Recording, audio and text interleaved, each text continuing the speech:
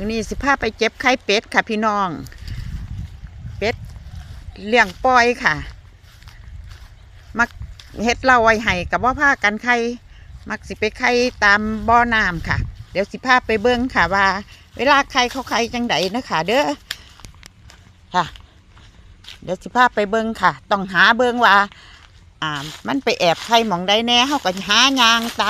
ตามบ่อน้ำค่ะว่ามันไปแอบไข่หม่องใดมันหมอบดูนั่นแหละค่ะเบิ่งค่ะเป็ดนะคะมีทั้งหมด3-4 สากะแยกย้ายกันไปหาแอบไข่มื้อนี้ก็สิมาเจ็บไข่ค่ะนี่ค่ะนี่สิมาหาแอบไข่น้ำจังสี่ค่ะเนี่ยมาค่ะนี่ค่ะนี่ค่ะมาแอบไข่แอบไข่บางเทียกะมีกาลงมาหากินไข่นะคะเพราะว่าบางเทียมันกะหลายนะคะแต่เห็นเปลือกไข่